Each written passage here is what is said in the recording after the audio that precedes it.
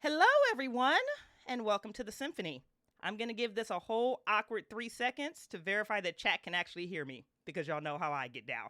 Can somebody jump in the chat and be like, yeah, we can hear you, Bridget? Or just let me know, no, we can't hear you at all. Oh, chat's being shy. That's fine. I'll test it myself.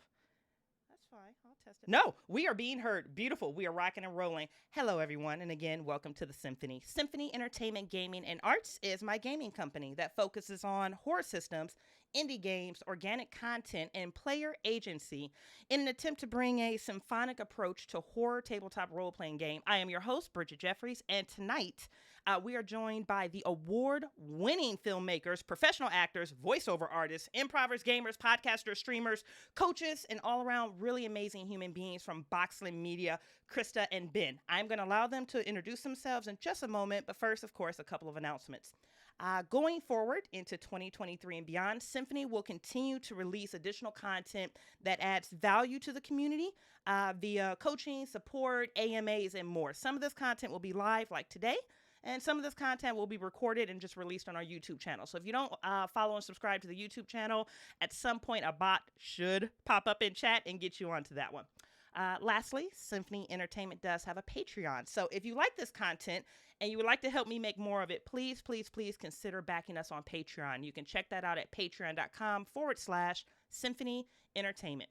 And without further ado, let's unveil these guests. Starting with Ben, please introduce yourself. Tell us who you are, what you do, where people can find you, what you offer, and all of that sexy stuff, and maybe your favorite color.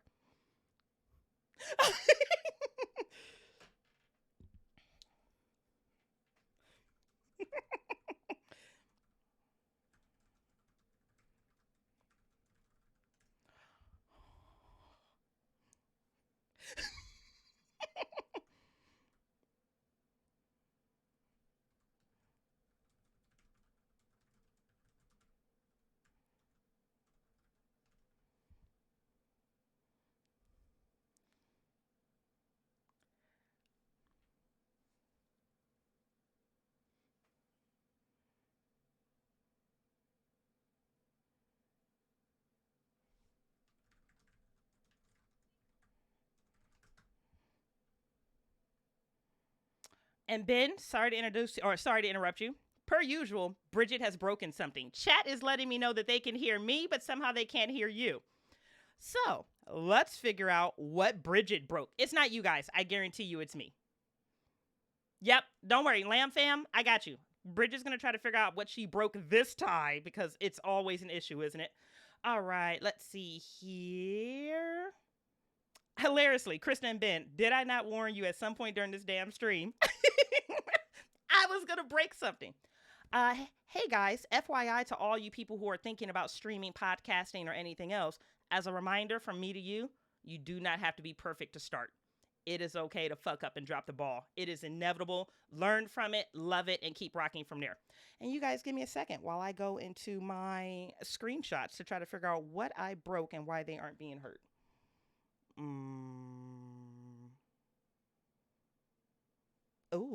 Oh, is it something as simple as this? Could it be? That is a negative. Try me now. Oh, that's still a big no. Just so you guys know, it's 100% on my side. It's not you guys. Yeah. What did I do? Hey, Tommy Wildflower, one, thank you for joining us for the first time. No, you're having sound issues because Bridget is having sound issues. I'm trying to fix it right now. Hey Ben, you kind of semi-taught me this. Me talking into the mic is input. The output is what the issue is, correct? Yeah, that feels good to me. All right. Yep. Okay. So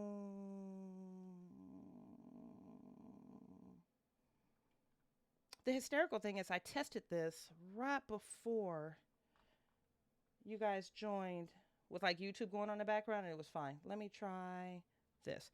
All right. Keep talking to me, guys. How about now? Okay, we're speaking now. Oh my God, I'm chat, can you speaking hear now. them? I'm seeing readings on my end.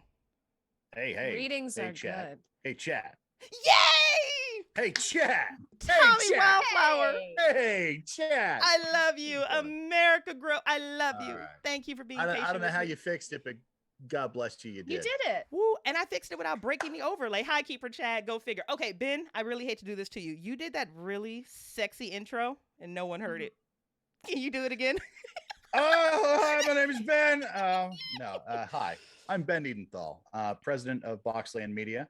I am, let's see, gosh, what was the question? We lost a little bit of momentum No, there. you are fine. Who Listen, I am? got your back because I got copy. Okay. So it sounds original, but it's not. Hey, starting with Ben, please introduce yourself. Tell us who you are, what you do, where people can find you, what you offer, and your favorite color. Because I didn't improv that. Okay, It was color. written down. We're going to go with orange is my favorite color. Hi, I'm Ben Edenthal, president of Boxland Media.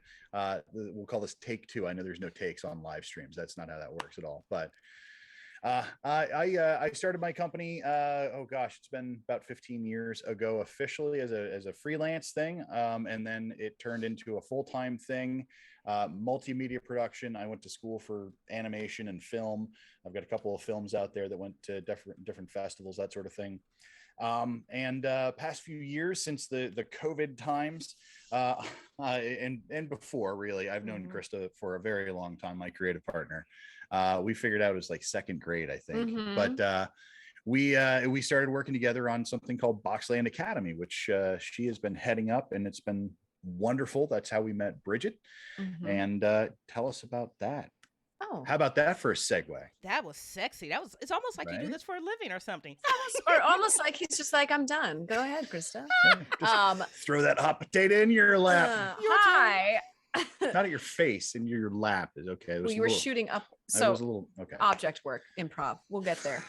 Hi, my name is Krista Lively Stauffer. I am an actress. I've been working on stage and screen for a lot of my life. I think the first show I did, I think that is definitely something you could say. I think it is, yeah. So I started mostly doing theater, done a lot of music. I went to Otterbein College for theater, acting, and started to get back into the professional realm in about 2008, doing local productions here in Columbus. And in 2013, I had the opportunity to start teaching, and I discovered that that's really where my passion lies. I still continue to perform because I feel like if I'm going to be teaching acting, I should be in the same process as my students and going through the auditions and going through the productions and performances and films and commercials and all of that jazz. But I have a real passion for teaching actors and teaching people improv, voiceover, acting, audition prep. So that's kind of where my focus is and where we decided to join forces with Boxland Academy. So we're providing a space where we can take people at any facet of where they are in their life, moving forward creatively or moving forward in their own training. And what can we do to enhance that for you and take you where you are and just help you get to the next step?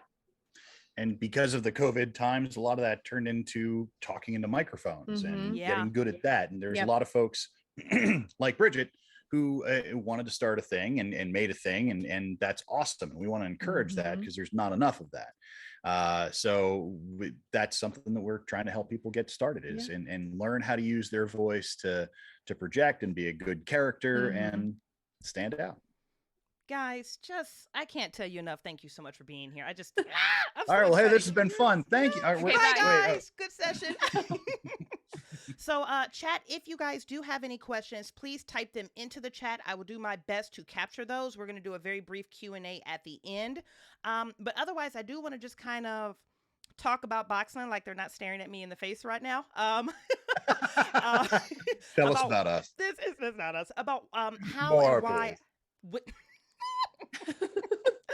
About how and why. No, you're fine. I love you. The grounds you guys walk on, you have no idea.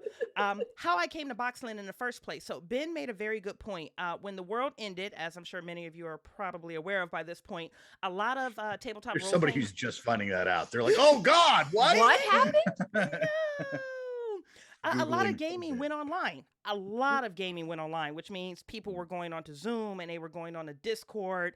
And that's actually when I first started transitioning to online gaming as well. That was about the same time that I launched Symphony outside of a convention space as well, which means suddenly I started getting picked up for things like Ain't Slayed Nobody, who, has, 30,000 downloads a month. They have all of this cool equipment that they paid for me and sent to me, and I didn't know how to use any of it. I'm still working on my mic etiquette. I'm sure Ben is going to slap me at the end of this screen. I do have my windscreen here. Absolutely not. Yeah, it's not a podcast. You're not using your windscreen though. Well, I know it's not a podcast. I wasn't too worried about it.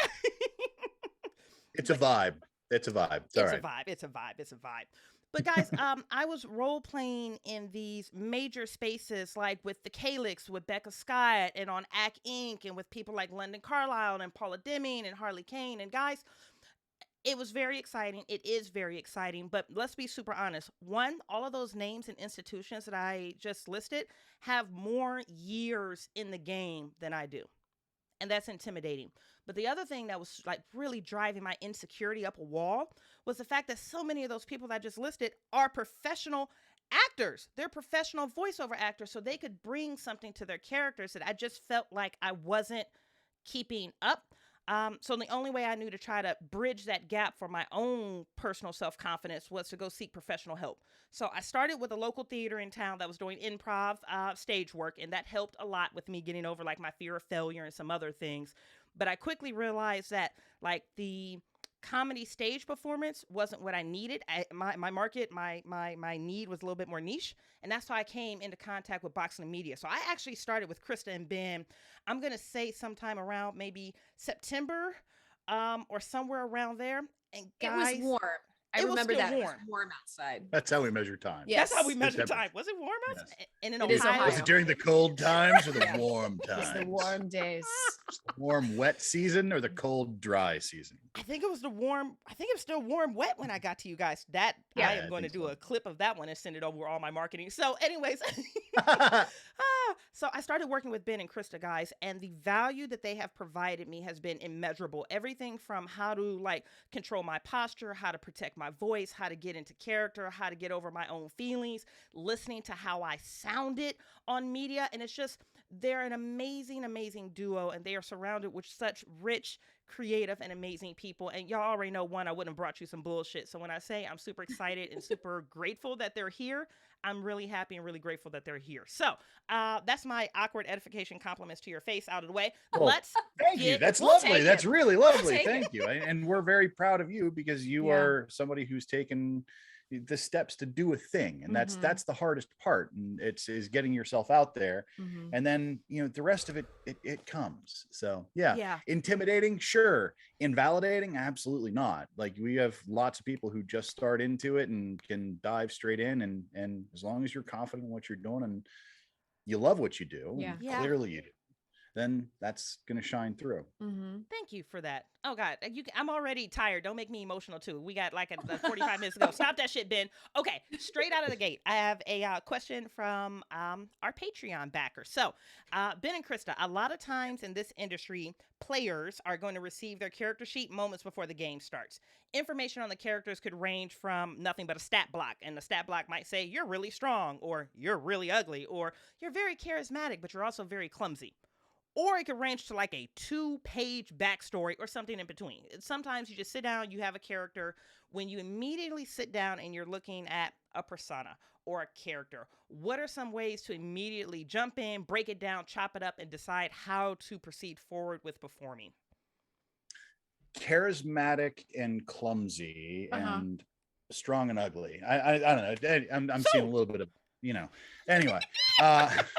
No, I don't know. When you first get your character, I mean, we do a thing in acting called cold reads, which is you figure out what the heck you're reading. And when we made you do it, Bridget, we did it with like advertising copy, which is the hardest thing, because most of the time advertising copy is just, an announcer saying, buy your auto from Buyers Auto, visit buyersauto.com.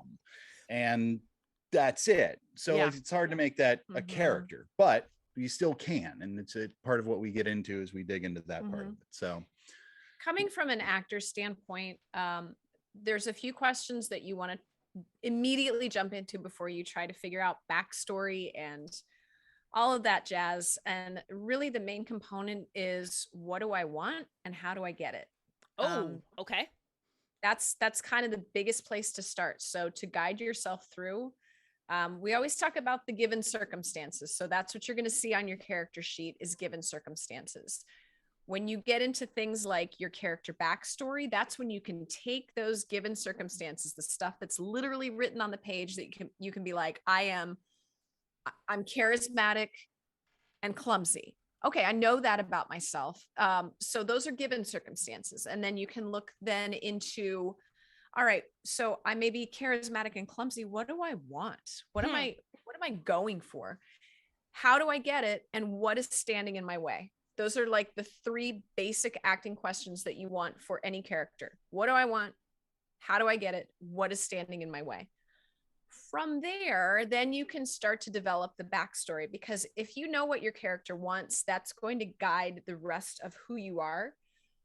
If your character wants to escape the prison they're in, okay, how do they get out of the prison? How do they get that? What's holding them back?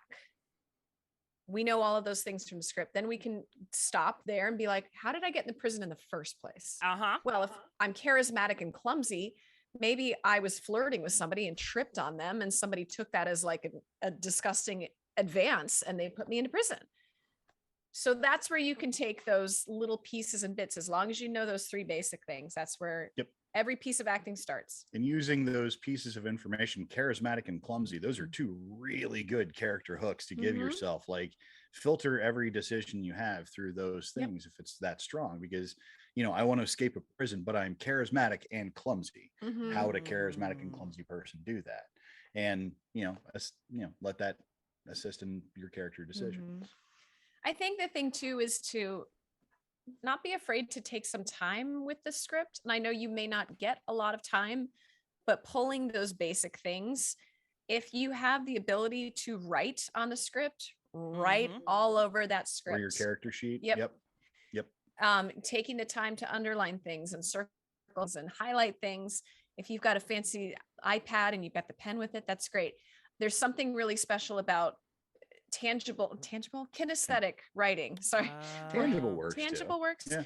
Writing things down and being able to see where you've underlined, where you've highlighted, where those things on the character sheet stand out. Like, this is important to the overall arc of my character. Right. And in terms of like, role playing, in role-playing games, a lot of times it's high adventure, depending on what kind of game you're playing in, but everybody knows what an artifact is. And the moment you start committing notes and everything to a piece of paper and making that paper solely about the person who is inscribed on that paper, you've created an artifact. And that's a valuable thing to have as well. And it's a bit of a character Bible. It's a thing that kind of helps you connect to that person, and that can help as well. I just want y'all to know, I know like you're on my stream. I'm literally over here taking notes right now. Well, I also play a hell of a lot of D&D too. She plays none of it. I've tried to get her into it, but bus. Yes. Bus. I'm under the bus. That's right. We'll pull you out and I'll get you into another system. All right.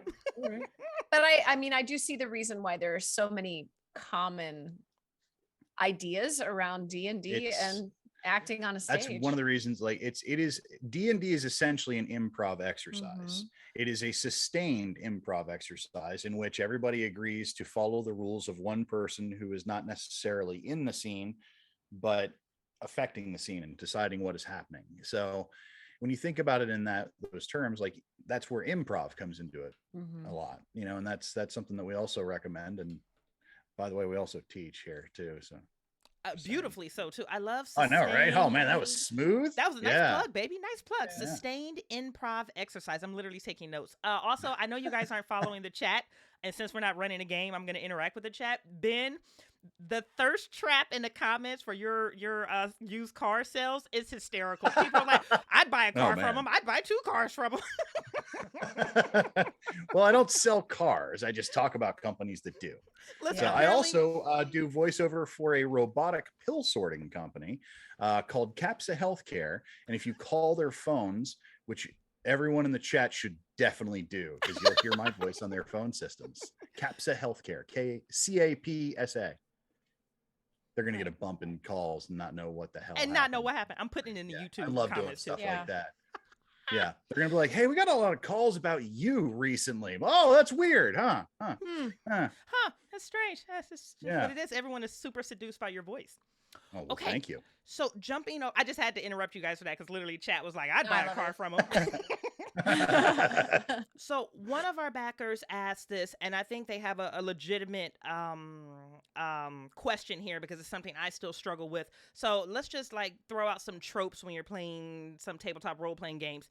Sometimes you might have the face character, the one that's like high charisma, very charismatic, is either like intimidating or is very seductive, blah, blah, blah. You might have the brain character that is just like heightened intelligence with an intelligence and understanding that is way beyond your own comprehension. And, you know, a bunch of other things that kind of follow along that. But what this Patreon backer was asking was, I'm always afraid to take the face character, or if I get assigned with the face character, because I, in real life, am not very seductive, or I'm not very intimidating. Right. I'm not very chatty. So how do I role play that character where I can either fake it until I make it, or how do I get practice with bringing that, you know, face out of a character that's, I don't feel like is actually in me? Yeah. Well, do you want to take the acting angle? We'll take the acting angle.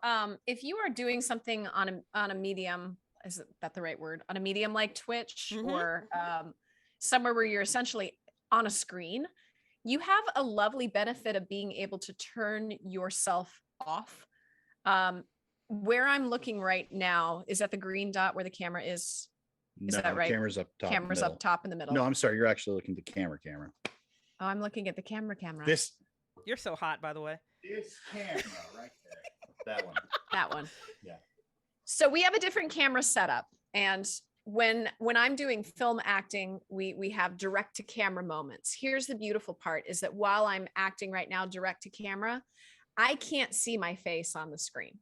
So I don't actually know what I'm doing. If it bothers you on a screen to see your own face, do like you do on a Zoom call. Make yourself, what you're seeing on the screen, smaller, or just do whatever you can so that you're not blatantly staring at yourself, because the first thing we're going to do is immediately torture ourselves with, oh, I don't like my hair. Okay. Oh, I didn't put enough.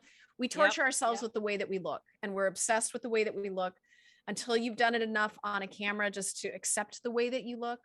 It's still difficult. So if you can find a way to minimize your personal view of yourself, that helps.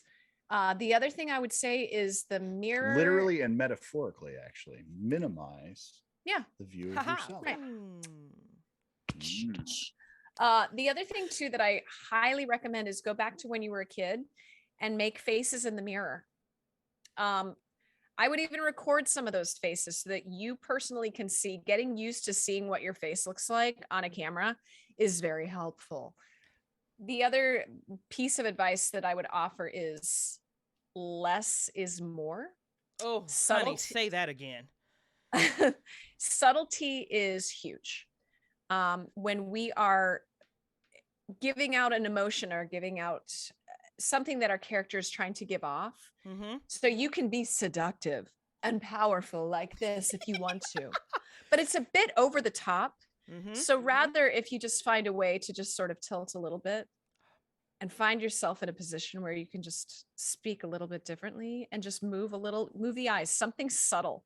If you're meant to be intimidating, just figure out a different way to sit, a different way to look. Watch your favorite movies. Watch what your favorite actors do on movies to portray those emotions, because on a camera, you cannot be bold and dramatic because a camera can't you're locked capture into that. a little tiny spot. Yeah. So you could try the George Clooney head down, eyes up approach. Where you, head down, eyes up approach, and that kind of gets. But the other thing I would say, like if you're looking into, like, here's the character that are available, and one is a face character, and you're not necessarily the extrovert type, and that might be something you're kind of a little dicey on. Is remember that the dice actually have the power in that situation, and you can use that to your advantage. Like, just because you don't necessarily have the ability to say the perfect quippy thing at the right moment to influence whatever situation is happening doesn't mean you can't say a fun quippy thing about, I will roll my charisma Thank you very much. And yeah, just let the dice speak for you. Mhm. You know, and that's the beauty of this type of game, is like that you have some sort of mechanic there in place for the things that you're not necessarily good at. Part of the fun of playing them is playing something that you're not who you are, you know, Yeah. playing something different. So, Yeah. Beautifully I play a articulated stealthy there. guy because I am not a stealthy guy at all. I really like, yeah. So I'm more of a paladin type in real life. So big, loud, and singularly focused. So What am I? You're a bard. Oh, hard bard. Big time. I'm a hard bard. Big I'm time going to bard. argue cleric. For her? Will you give me cleric? Yeah. Will you give me cleric? You're not going to give me cleric? You're going Oh, you're giving you cleric? Yeah. Oh. Oh, yeah. Yeah, you're cleric for sure.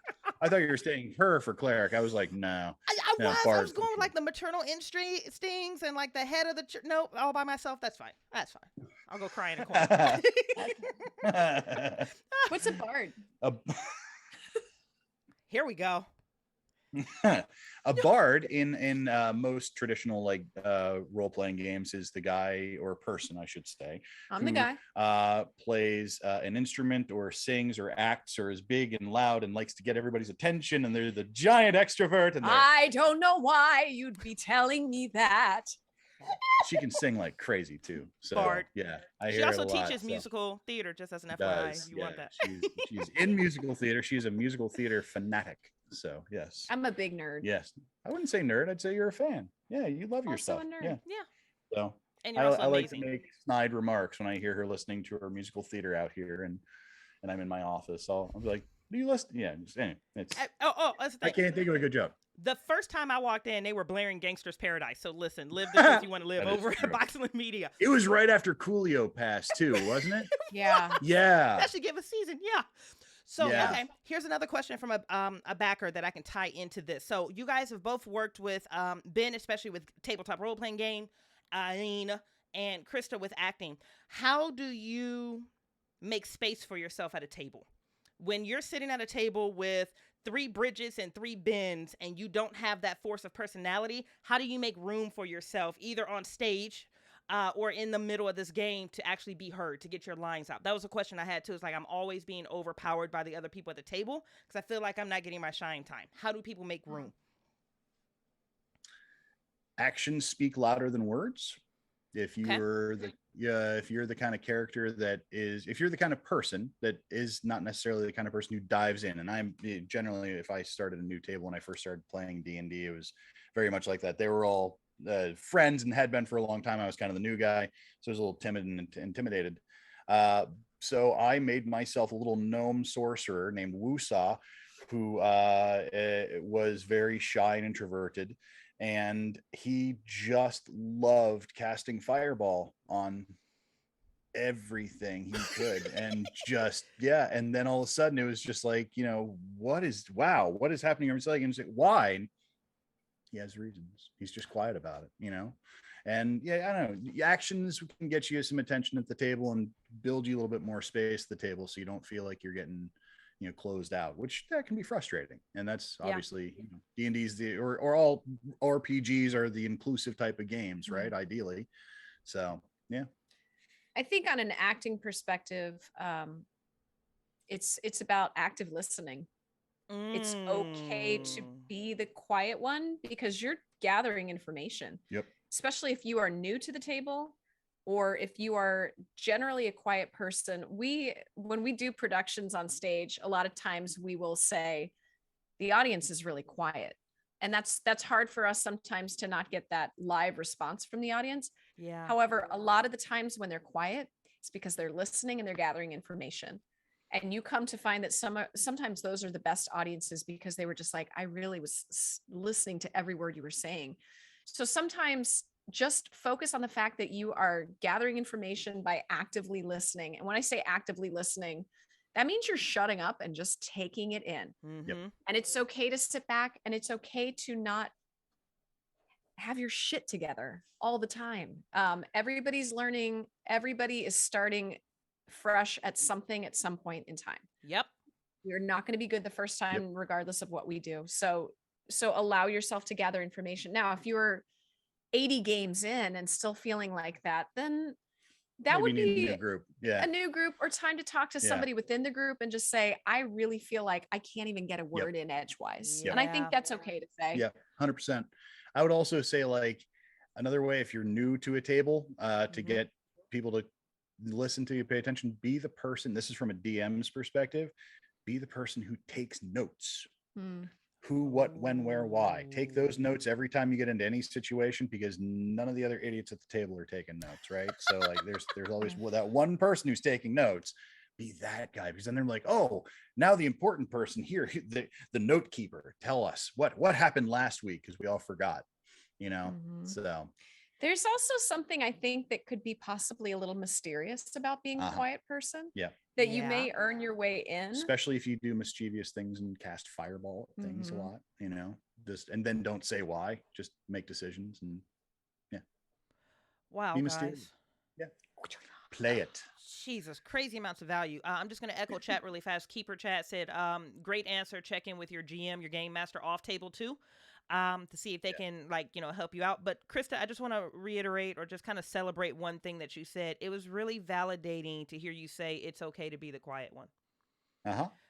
Yeah. Because I think especially in these performative role play spaces, and even if you're not performing for a podcast, it can be very frustrating to not be able to get a word in edgewise. And I just think it's really important for people to hear it is okay to be the quiet one, and you can add value in other ways. Literally, I'm taking notes because you guys, again, provide crazy value. But like Ben said, if you're taking notes on the story, suddenly you're like the resource or the historian person. Yep. And then you're invaluable. No one's going to be like, yo, to get rid of that. I mean, yeah, no, you're right, because the person knows. And another thing you said that was really great is actions can get you screen time too.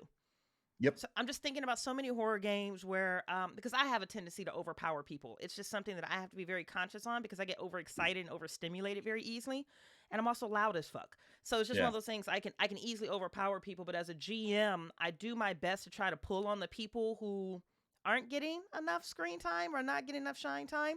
And if you do, GMs, if you're listening to this, you might be really surprised about what those active listeners have to regurgitate about the story or the impressions about what's going on. But you need to be intentional. It's a shared experience, guys. This is shared storytelling. As a GM, reach out to your quiet people and just tag them to see, hey, are they still in it to win it? And you know what? Another thing, I just thought of this, sidekick or partner up with somebody who's a big loud person in the group. Like make yourself like a duo, you know? So you've got like the quiet person, and then you got sort of the straight man, funny man thing happening, you know? And that is a great tool too. Team up with me. Yeah, exactly. Yeah. Exactly. Team up with the volume. Okay, guys, this is a question that I get all the time, and it's one that I'm struggling with too, because there's etiquette issues and sensitivity issues and practice issues. Accents. Can we talk about accents? If you want to start exploring accents, or let's take a step back from accents. Voice changes when performing. Let's start there. Voice changes for dummies 101. Well, and this works a little bit too for like there's obviously, you know, role-playing games, that's one thing. You could play whatever character you want, gender bends and species bends, whatever it might be. You know, thing that I listen to a lot of audiobooks, and audiobooks are always read by one person unless it's like a, you know, play or something like that, but that person has to do a myriad of voices: male, female, African American, white, whatever it might be. And you know, to a degree you are playing a character, but sensitivities is something that you need to take into consideration. So I mean, talking to your table, finding out, would anybody be bothered if I played something like this, and you have thoughts on it, and, you know, just tabling it, you know, that's a good way to start, I would say. You know, but it's something to know that, you know, accents do belong to certain cultures and regions, and sometimes it's okay to borrow that, and sometimes it's not okay to borrow that. And knowing generally where those lines are is hard, but worth knowing. And if you're wrong, it's okay to be wrong too. Just don't keep doing it, you know? So, I mean, you know, I can do a lot of accents that I shouldn't do. And I don't do anymore. You know, the world is a different place now, and that's okay, and that's better for it. And it's learning that that's something that's not okay, and learning what is okay. And the only way you do that is with an open dialogue, in my opinion. Well said. Thank you. Yeah. Thank you. I think if you wonder if it's going to offend, chances are it's going to offend. Hashtag facts. Right. Right. And ask yourself if you're okay with that. Like, because there's certain kinds of being offensive that can be okay depending on what the context is and what kind of group you're with. And some people play it really fast and loose, and that's okay. But but yeah, talking about it ahead of time is best answer. Yeah. I think as far as finding voices, once you've discovered, I think this voice would be okay, become a student of the audio arts, podcasts, movies, radio dramas. Just, I know that as a film actor, I give a lot of students homework of, you need to just watch movies from this era. You need to watch, if you're going after a certain character who was born in the 1800s, watch this, listen to these voices, listen to this actor, watch this for kind of a period feel to it. If you're going for a specific accent, listen to Sean Connery, listen to all these different actors for their intonation, and start to watch the movie, pause it, repeat the line back, and see how close you can get to it. But also watch for inconsistencies. If you can't hold an accent for a long time, it's probably not worth doing. Yeah. I mean, if you're going to see people that are like, oh, I can do a really good British accent, and they try it, and like about 3 seconds in, you're like, where are you from again? And and it's because British is hard. If you're not from there, if that's not your native accent or dialect, it can be challenging to maintain that, and that's professional actors can do that. Yeah. And, but that can be hard to do. A lot of people, I think, try to do accents more than they need to, rather than just changing the inflection of your voice. So for me, speaking in essentially a Midwest American accent, I can still change things by just changing my voice a little bit, and you might just accept that I'm from somewhere else, and that'd be okay. You sound a little California there. A little bit, but this is also, just like a teenage voice kind of, so I could be from anywhere. Kind of young, I guess. Yeah. So just changing, or even changing the inflection of your voice just a little bit lower, doesn't necessarily mean that I'm from a different area, but just playing somebody completely different. Yeah.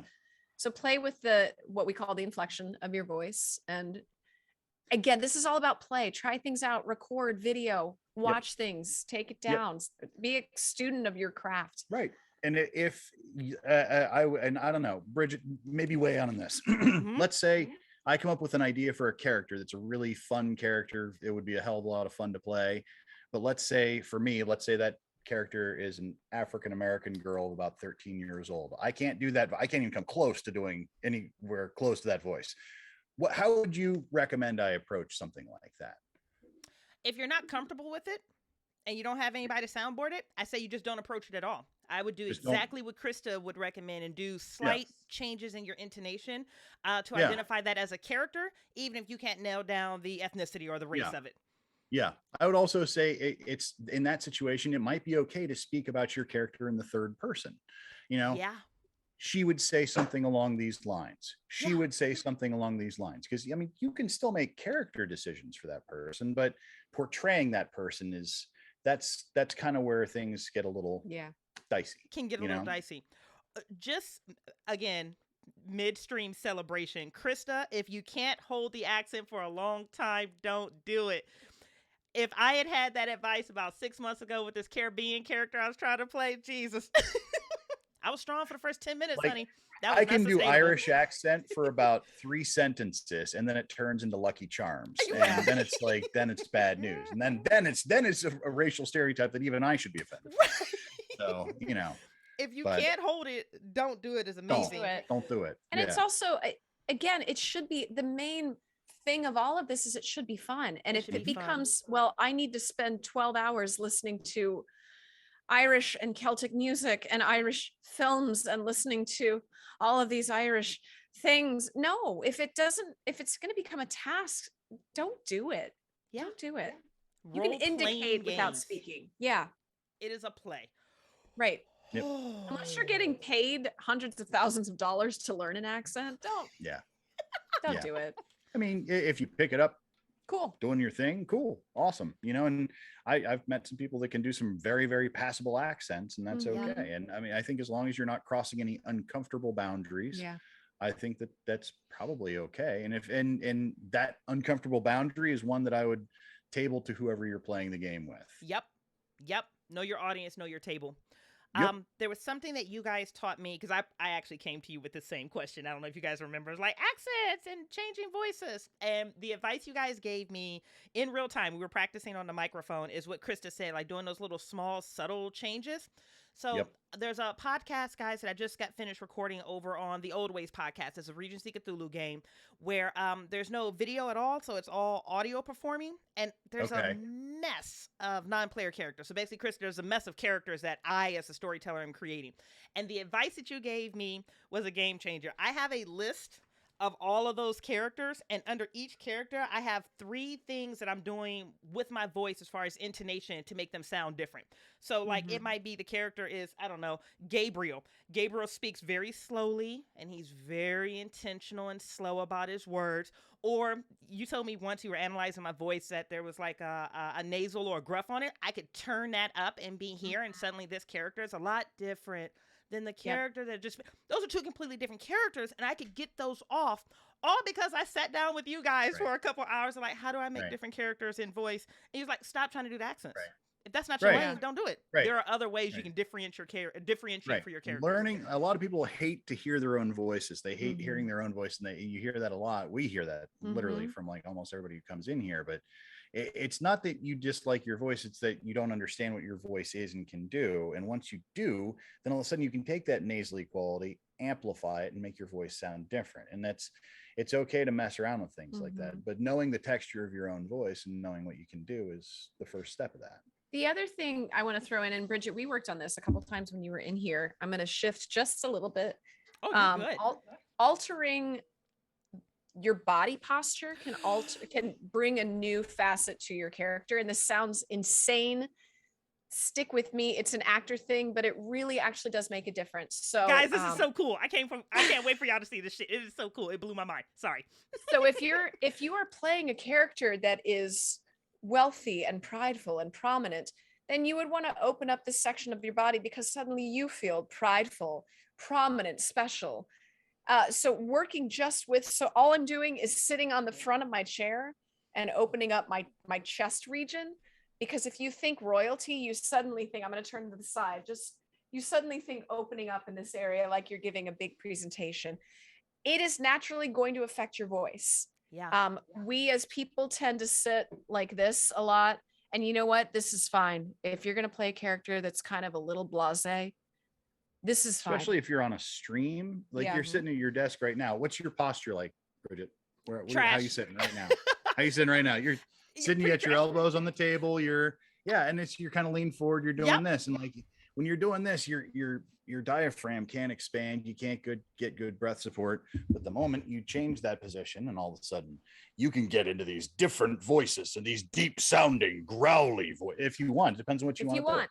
But if you are sitting like this, that's a whole different character altogether. There's going to be some kind of laid back, I don't really give a shit what you want to say to me, and I'm kind of just here for the Or thing. if you're one of those meat characters, you might try to physically make yourself smaller, and that's going to affect the way your voice sounds as well. So play with, as simple as it sounds, play with the way that you're sitting. If you have a tendency to just, all I know how to do is sit back in my chair, play with just sitting forward in your chair and see what that changes. You're going to feel a difference immediately. The breath support changes. We talk about the diaphragm as the breath support here. This is the way that your volume comes out. So if this is contracted, like Ben said, you're not going to get a good thing to come out, but maybe this is the way the character speaks. And maybe this is the way that they are. And this is the way that they stay just because of who they are. Play with it. It's going to affect things immensely. And when you feel a character shift physically, the voice will kind of go with it. I would also say, if you really want to make a big difference in that situation, stand up. Like, get a standing desk, however you need to do it, stand up. Like sitting down is terrible for your voice. Doing voiceover, you shouldn't do voiceover, and you shouldn't be talking to a microphone unless you're standing up. It's bad for your voice. You get bad breath support, the whole thing. Stand up. It's the easiest thing, put some books on your desk, put your laptop up, whatever it might be. But yeah, get yourself some elevation. Elevate your mind, man. Elevate your mind and your role play and your posture, dude. Hey, can I tee up for you guys to give me the bench trick? The you guys remember the stool? Are you guys okay with sharing that? Yeah. We're on stools right now. Sure. Okay, so Keeper Chat, I see you in the audience right now. I can tee you up on how this shit came up. So I'm a co-host on the Miskatonic University podcast where we talk about weird and horrific role-playing games. I was constantly getting issues from my editor because I would be like here, and then I would be over here, and then I would be on the mic, and then I would be over here because I bounce around and I fidget and I get overstimulated very easily. So I was talking to them. I was like, hey, I'm getting complaints from podcasters, especially my talk podcasts, that I'm all over the place. Like, how do I stick with the mic? This is what they told me to do. Well, my standard advice for how you keep yourself still is plant your ass on a stool. Seriously. That's where we are right now. Yep. So even if, I can even spend just a moment without the stool, and it's going to be... You're going to start rocking back and forth on your heels. You're going to start moving back and forth. Next thing you know, you're going to be taking steps forward, backward. Yeah. So if I'm speaking to you, then I've shifted everything. And once you get into the conversation, all of a sudden you're over here. Hands you're moving. cut off on the side, and and then my hands are in the way. So what we do with the stool, I'm going to try to give the best I can. So these are stools that we use here. Yeah. These are great for people like me that are clearly hand talkers and rather ADHD. Sitting forward basically on the front quarter of the stool, you don't have anywhere to go. My feet are one kind of right in front of the other, so I've got some stability on the bottom. Some people will have a tendency to want to sit back and do the whole like casual knee thing. That's fine. This is going to throw your back out very quickly. Yep. So if you're sitting with your butt on the front quarter of your stool, you don't have any choice but proper breath support. It feels a little stiff, so you can still shift with that if you need to. But this is going to be the most stable, solidified place that you can be. Yep. But if you put your mic up just a little bit, so you kind of have to sit up into the microphone, then you're going to get proper breath support the entire time. You're always going to sound top tier. And but if you're sitting back and you're down like this and you're back behind, you're going to fall off the sound range, and your editors are going to call and yell at you. Or email and yell at you, or text you, however that's working these days. Kids. So Krista, kids these days, damn it. Crazy. What are you people doing? So Krista, Ben, you people isn't young people. That's what I mean. Young people. Young people. No, listen. I'll stay a kid as long as I can get it. I was saying, I'll take it and run. Chat said it's basically butt jail because you have nowhere else to go. It's a video guy trick. Like I learned a long time ago that if I put people in regular chairs or have them stand, I have to adjust the camera the entire time. Yeah. If I plant them on a stool, they're not going anywhere. The most they can do is like this, and that is easy to frame. And then and same thing works for getting them up and they sit up straight, please. And okay, there you go. Great breath support every single time. It's something that I actually learned in children's choir when I was a kid, is that when we're sitting in our chairs, we're going to lean back, we're going to sit forward, or we're not going to sit forward. So everything that I have, all my bits have kind of come together here. This is opening everything up because the muscles where we breathe are here. You can hear the difference. Yep. You absolutely If you can. Close your eyes and you can absolutely hear the difference. And a lot of that is being comfortable with your breath. I know that sounds very silly, but it is also understanding, how do I get a good belly breath in? Especially we as women who identify as women, we have this tendency to suck it in, and we want everything to be in on the inside, and we don't want to let it hang out. Nope. Wear something that you're okay with letting that gut hang out, like the Thanksgiving leftover meal. Good one. Proper Let the breath. belly go. Yeah. But wear something like I love the shirt because it hides all the post baby naughty bits in here. But you can't tell that I'm taking a good breath, but I am. Because really, when you take your breath in, you want that stomach to come in and out. That's how much it should be moving. And when you're sitting forward on the stool, it allows the stomach to do that, to open up to that breath, because we don't think about the breath very often when we're speaking. But if we don't take a breath while we're speaking, eventually we're going to lose our breath. And then we're going to have to breathe in a weird place and kind of start over and lose ourselves within what we're. And then you pass out. Yep. You're not We breathing pass right. out. Yeah. I was trying too hard. Yeah. Breath is a huge thing. Breath and vocalization, believe it or not, are huge things with any type of role playing, any type of bringing a character to something. Yep. Yeah, I had a whole session with them on just breath work, guys. Yeah. Literally a whole session on just breathing and breath work. It's also a good trick, like if you're the kind of person, like if you're presented with some sort of like role play situation and you need to take a minute for your brain to process what in the hell you're going to say, take a deep breath and let that character respond to what they have to say, and give yourself that moment. You don't feel like you have to just launch straight into it and answer the thing. Some of the most impressive moments to watch is when somebody does take a breath, just like what he did was suddenly, at least for me, I was like, oh, he's talking. What's going on? What's happening? Yeah. And if you take a breath, you also get people's attention. You do. Because people don't typically do that. Because it implies wheels turning or things are being processed. Make it a character choice. Yes. Make it a character. The other thing you talked about a little bit when we were chatting before is the importance of nonverbals. And that goes a lot into giving yourself the opportunity to think through things. Yep. Yeah. Because if you're suddenly stuck in a position, somebody asks you a question during the game, it's like,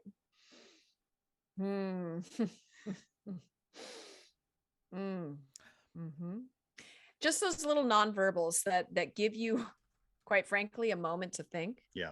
But that can be attributed to your character. Yep. And it also helps you with the active listening as well, where it's like if you're listening to somebody else speak and you're then that helps you get into whatever you're going to say, however you're going to respond, and yeah. So the nonverbals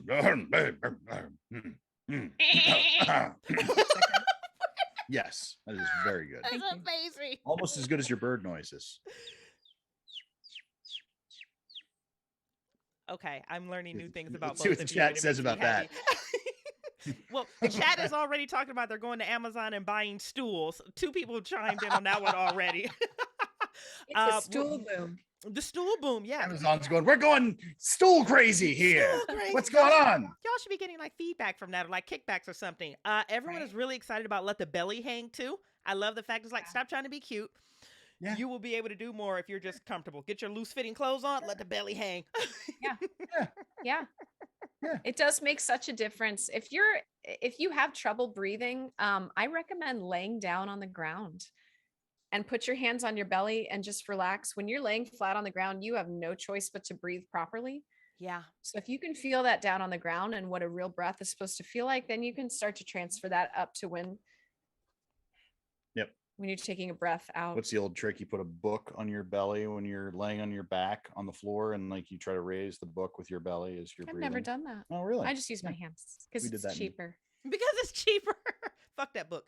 We couldn't afford books. We don't afford books in our world. We didn't have books when we were children. We did. We had I lived a lot in a of bookless home. It was televisions only.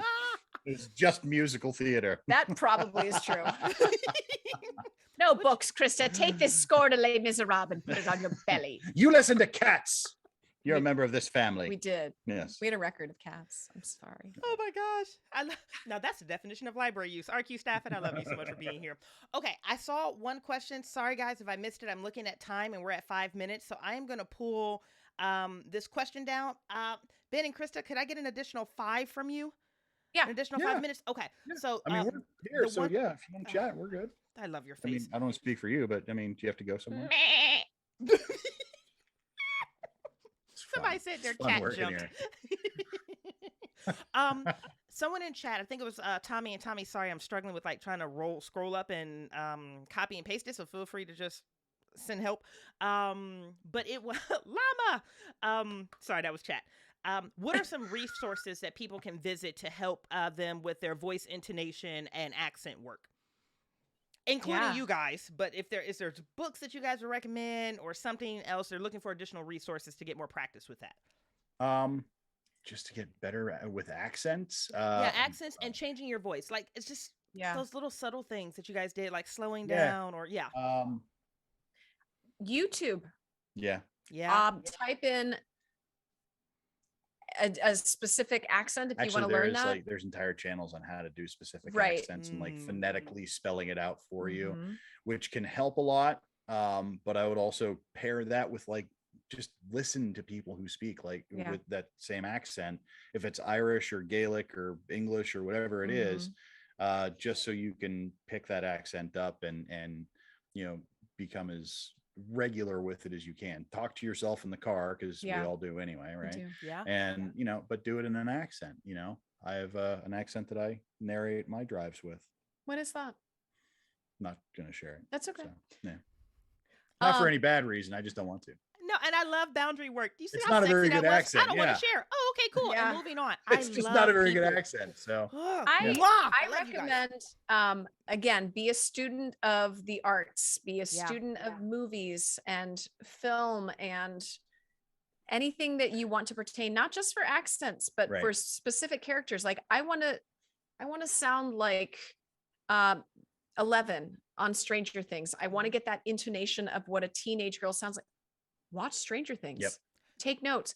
Voice record on your phone is going to be a wonderful element for you to start listening, feeding back, but also getting used to the sound of your voice and knowing if it's going to work. Like there's people who do really good impersonations, and it's okay to do impersonations, especially like role play is kind of a nice, easy, inexpensive place to try, you know, just lost my train of thought, but try imitations, impersonations, that sort of thing. But doing a really good impersonation it's not really a viable career necessarily, and your voice is going to sound different than the person whose voice you're mimicking. I mean, I do a pretty decent Patrick Warburton, but it still sounds a little bit like me. You got to do it. Well, I mean, if you're asking for a Patrick Warburton, I got a good Patrick Warburton for you. I can do quite a lot of that. So I've gotten work based on my Patrick Warburton impersonation. So, but so like if you can do one, but like the part of it is like if you do a bad impersonation of Wallace Shawn, you're still changing your voice into something different, and it's still a character voice. So it's not necessarily gonna be like, oh, that's Wallace Shawn. It might be a poor imitation of Wallace Shawn, but you know, it's still a good way to go. So it's a good way to help find character voices, or at least something that's, because you always start off really strong with a character voice and then find something that's a little more comfortable, you know?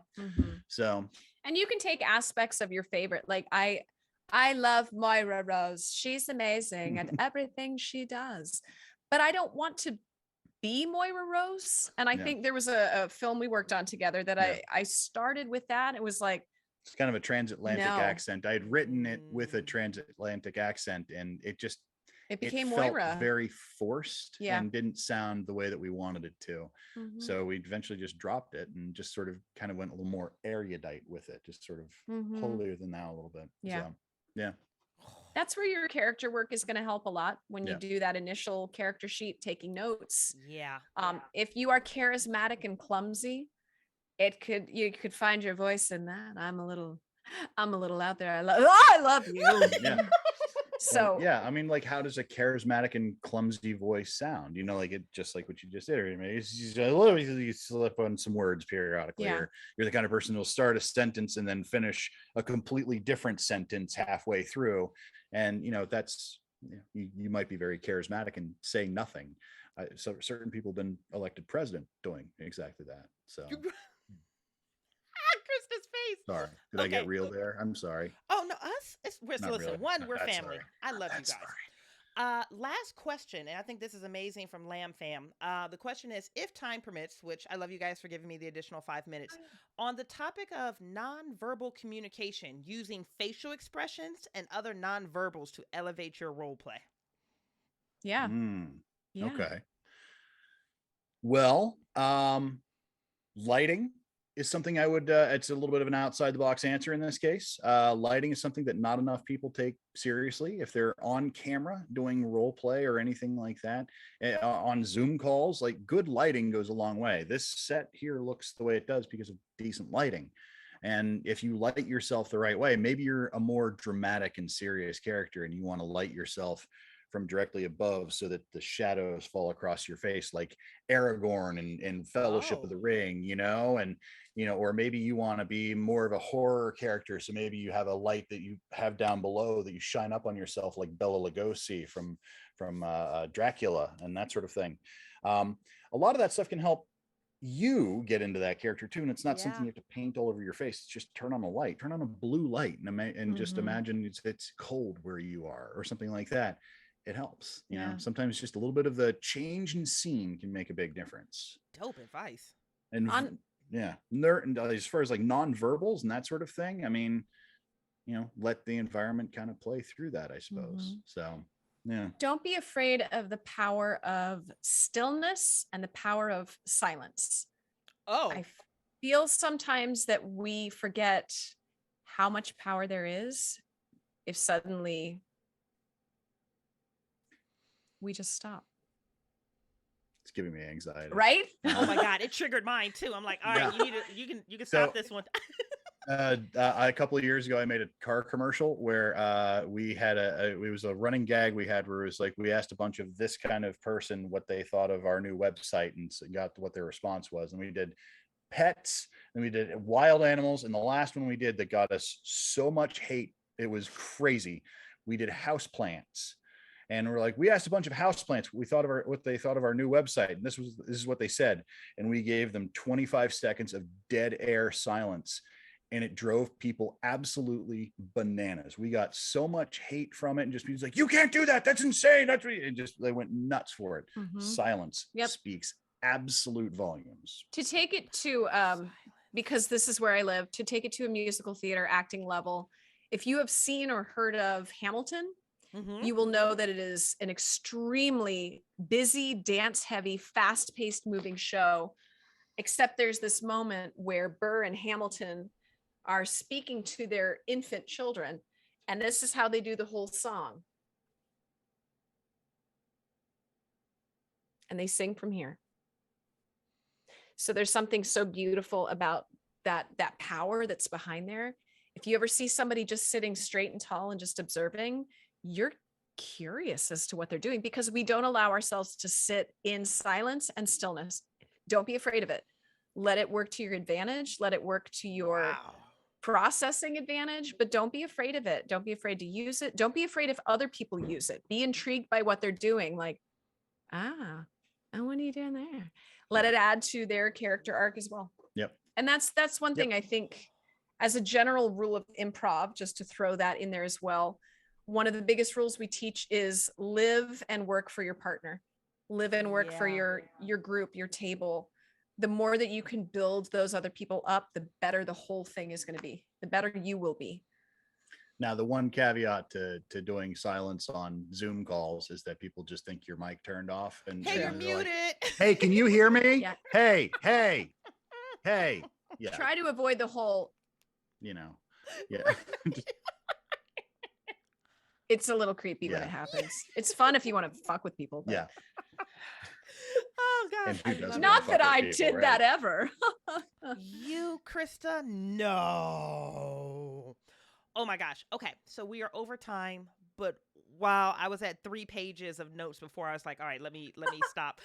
Because the good thing is I'm coming back into your guys' studio here soon anyways to re-up on my like level 2 of things. So friends of the Symphony, this is where we're going to actually end the show for tonight.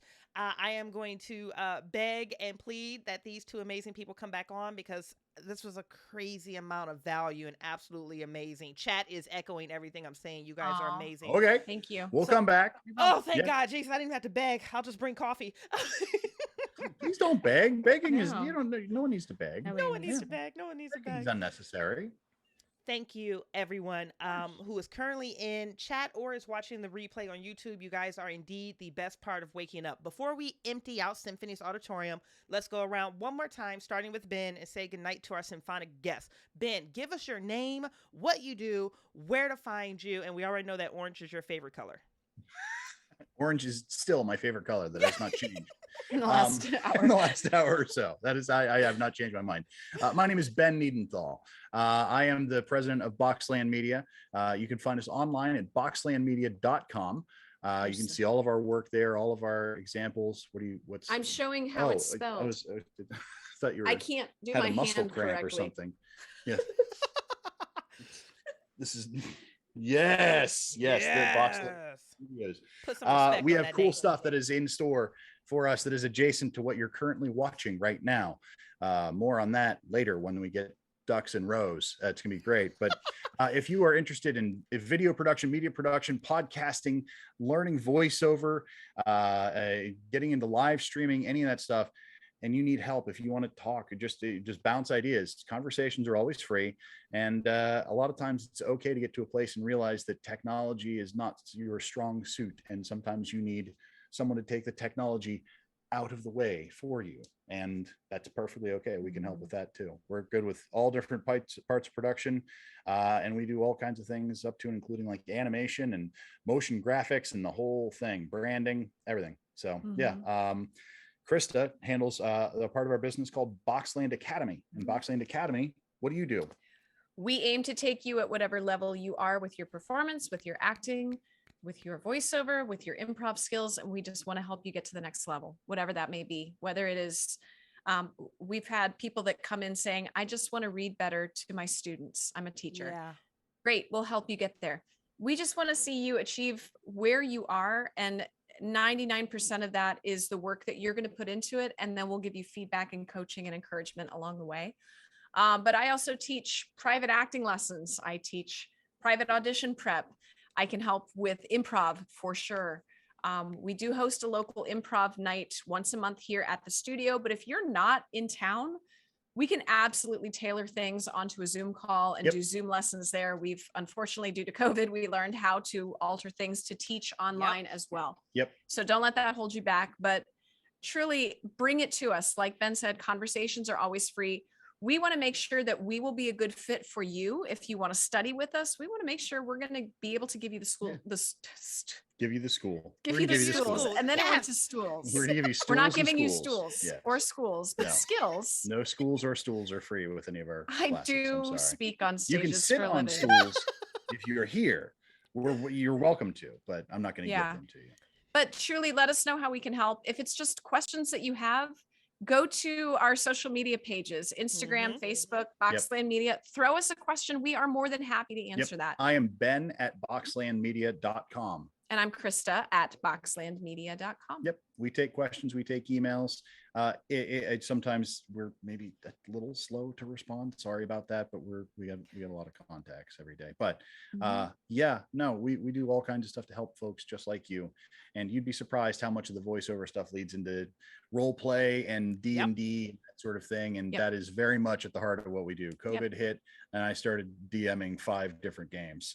So it's a real part of our DNA here at Boxland Media. And just to echo and drive that point home, Krista said this beautifully, that they meet you where you are. I came in with one package because it's what was available on the website. So I was like, I guess this is close enough. But they sat down during my initial consultation. It was about 30 minutes, and they talked about who I am, where I was, what I wanted, where I was feeling weak, where I wanted to go. And then my entire lesson plan changed. Things were taken out, things were added on. And I'll never forget, on my penultimate lesson with the sessions that I bought with you guys, you both looked me in the face and said, are we providing you value? Are you getting what you came here for? Because if not, we need to do something different, or we need to talk about, what comes next. And I remember sitting there in that moment going, oh, this is actually tailor fit to me. And that's something you're not going to get with a lot of institutions, which is another reason why I love you guys so much over at Boxland. So thank you. We love you. Thank you. Thank you. Every single person is different. We want to accommodate, Yeah. And it's just people say that a lot, but from a business standpoint, that's actually really hard to execute it. And you guys actually somehow managed to do that on an individual level. So bravo to you guys. And again, I'm about to get emotional when I'm actually tired. So, hey, if you enjoyed this content and you would like to help us make more of it, feel free to back us on Patreon at patreon.com/Symphony Entertainment.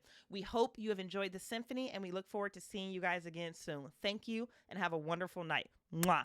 Now, after I kiss the mic, I'm allegedly going to try to end this stream, but if you've been on a Symphony stream before, you know that I'm probably going to find a way